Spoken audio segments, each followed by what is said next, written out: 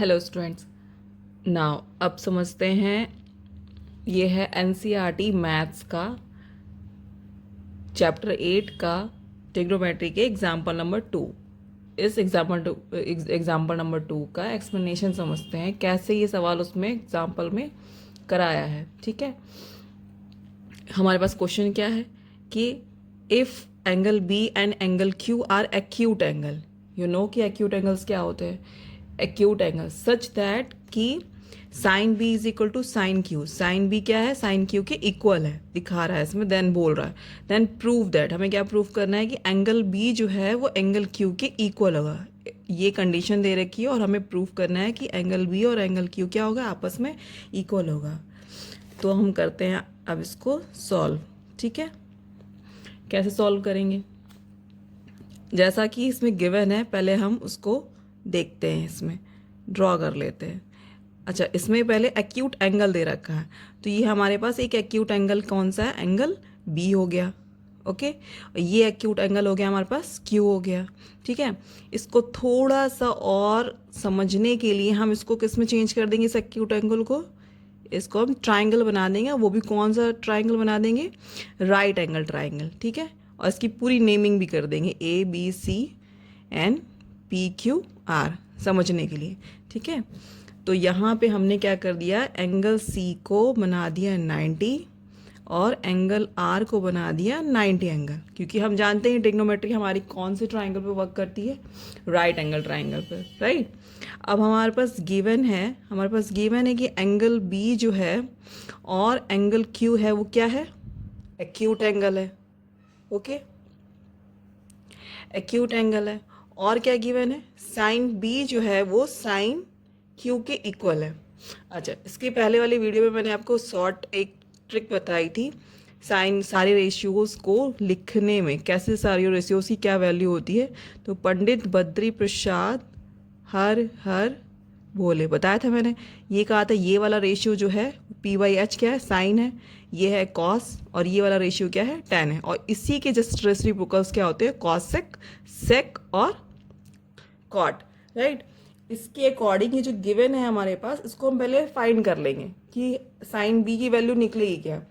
तो sine B की value then क्या निकलेगी, इस ट्राइंगल के अकॉर्डिंग साइन बी की वैल्यू क्या निकलेगी। अब हमारे पास क्या, हमें मालूम है कि ये हाइपोटेनियस है, साइन बी, बी के सामने क्या होता है, परपेंडिकुलर, एक्यूट एंगल है ना, तो इसके सामने ये परपेंडिकुलर, ये हमारा बेस हो जाएगा।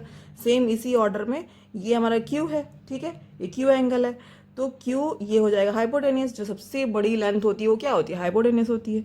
और ये हो गया हमें परपेंडिकुलर, ये हो गया हमारा बेस। ठीक है, तो साइन बी का वैल्यू क्या निकलेगा हमारा, perpendicular upon hypotenuse, means A C upon A B, right. और साइन क्यू के अकॉर्डिंग, इस ट्राइंगल के अकॉर्डिंग क्या निकल जाएगा हमारा, अगेन वही परपेंडिकुलर अपॉन हाइपोटेनियस, मीन्स ये साइड अपॉन ये side, means P R upon P Q. Okay, ये हमको मिल गया। अब इसके अलावा हमारी इस क्वेश्चन के अकॉर्डिंग क्या सोच होनी चाहिए कि जैसे कि हम प्रूफ कर सकें कि एंगल बी जो है वो एंगल क्यू के इक्वल है। तो हम एंगल्स के बारे में और साइड के बारे में अगर इन दोनों को अगर कंसीडर करते हुए सोचे तो हमारे दिमाग में क्या क्लिक करेगा, और ट्राइंगल है। ठीक है, तो दो ट्राइंगल के बीच में अगर एंगल कब इक्वल होता है, अगर उसके साइड्स जो है, उसके साइड्स क्या है, उसके साइड्स आपस में क्या हो जाए, प्रोपोर्शनल हो जाए। ठीक है, तो उसके एंगल भी क्या हो जाते हैं, प्रोपोर्शनल हो जाते हैं, इक्वल हो जाते हैं। तो ये चीज़ आपने ट्राइंगल वाले चैप्टर में पढ़ी होगी। ठीक है, तो उसी थ्योरम को कंटिन्यू करके हम इसको प्रूव करेंगे कि एंगल बी जो एंगल क्यू के इक्वल हो जाएगा। अब बचा कि हम क्या सोचे, क्या नेक्स्ट हमारा स्टेप होना चाहिए, कैसे हम करें कि ये हम जो थ्योरम है उस थ्योरम को यूज़ करते हुए हम इस क्वेश्चन को प्रूव करेंगे। तो हमारी जो थिंकिंग होनी चाहिए वो क्या होनी चाहिए कि हमारे पास दो रेशियो तो मिल गए हैं, दो साइड्स को हमने प्रोपोर्शनल दिखा दिया है, बस बची क्या है, लास्ट वाली साइड, कौन सी, बेस, दोनों के बेस। अगर दोनों के बेस को भी हम प्रोपोर्शनल दिखा दें तो तीनों जो है वो एक दूसरे के क्या हो जाएंगे, प्रोपोर्शनल हो जाएंगे दोनों ट्राइंगल में। ठीक है, तो उस अकॉर्डिंग हमारा एंगल भी क्या हो जाएगा, इक्वल हो जाएगा, right, by the theorem of that. तो चलो देखते हैं उसके लिए हमें सबसे पहले इसमें थोड़ी सी छेड़खानी करनी होगी। क्या छेड़खानी करनी होगी? AC अपॉन, इसको हम PR को इधर साइड ले आएंगे अपने सुविधा के लिए, ठीक है। फिर AB को इस साइड भेज देंगे, इसमें कोई फ़र्क नहीं पड़ता, रेशियो वाले चैप्टर में बचपन में पढ़ा होगा आपने, ठीक है। और हम यहाँ पे एक क्या काम करेंगे, लेट कर लेंगे, कुछ भी लेट कर सकते। सपोज हमने T लेट कर लिया, ओके, इक्वल टू T। क्यों T लेट किया? रेशियोज़ को ब्रेक करने के लिए हमें कुछ लेट करना होता, तभी हम रेशियोज़ की वैल्यू बराबर कुछ लिख सकते हैं, ठीक है। अब हम करते हैं अपना आगे का प्रोसेस शुरू। तो अब हम क्या करेंगे इसमें, हमें क्या चाहिए, BC वैल्यू चाहिए और QR की रेशियो चाहिए, ठीक है। ये सोच के करेंगे हम, करें क्या, तो हमारे दिमाग में ये आना चाहिए कि हम BC कैसे निकालेंगे। किनको याद करेंगे? पाइथागोरस जी को याद करेंगे। तो चलो हम पाइथागोरस को याद करते हैं, यूजिंग पाइथागोरस थ्योरम, ठीक है। अब पाइथागोरस थ्योरम को याद करते हुए अगर हम BC इज इक्वल टू लिखेंगे तो क्या लिखेंगे, इन ट्राइंगल किसमें, ट्राइंगल ABC में, ठीक है। तो BC इज इक्वल टू हमारा क्या हो जाएगा, पढ़ा होगा आपने, हाइपोटेनियस का square means AB square minus AC square, okay, ठीक है। अब ये काम हमने BC के लिए कर लिया, okay.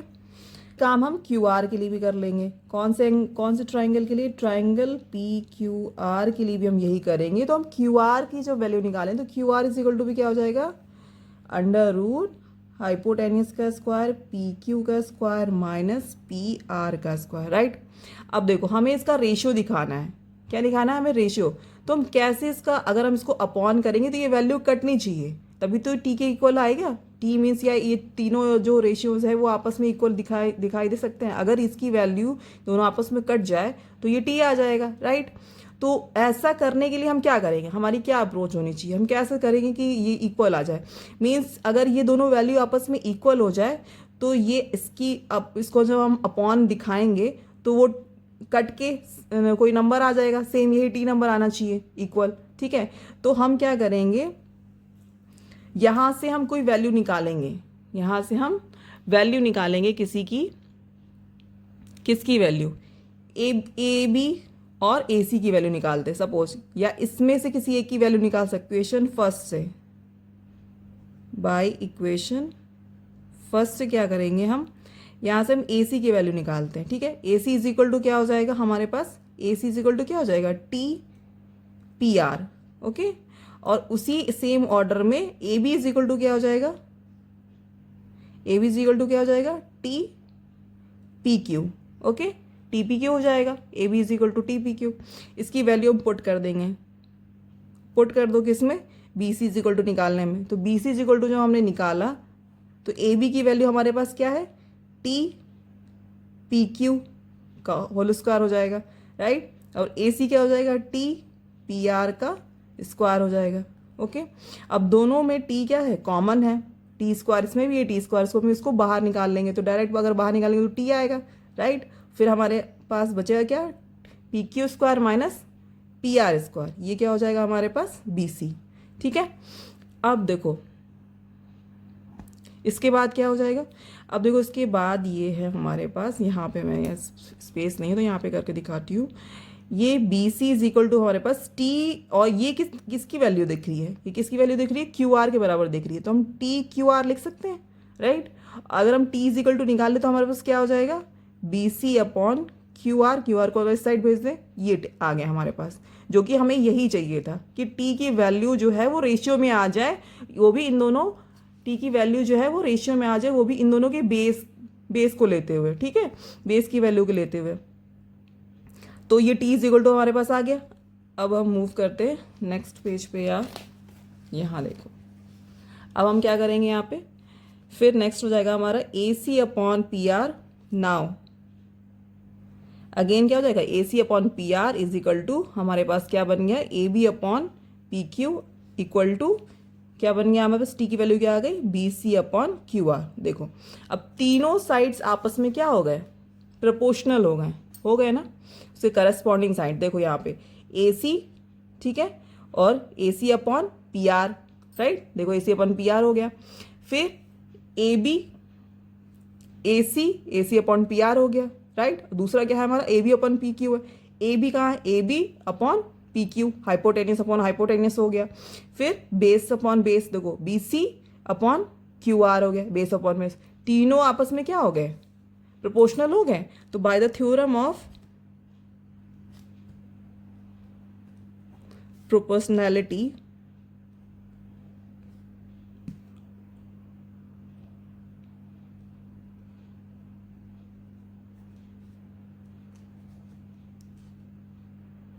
by the theorem of proportionality,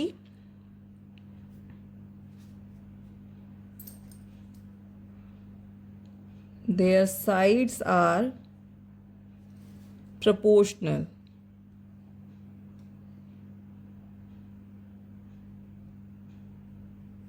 Okay, hence their angle will be, their angles must be equal.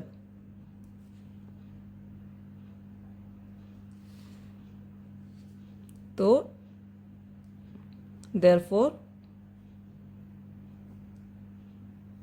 Angle B is equal to angle Q क्या हो जाएगा, आपस में इक्वल हो जाएगा। This is the proving of this question. ठीक है, अगर कोई भी डाउट हो आप उस डाउट को कमेंट में लिखिए, मैं इस डाउट को जरूर क्लियर करूँगी। ठीक है, फिर मिलते हैं नेक्स्ट एग्जाम्पल के साथ।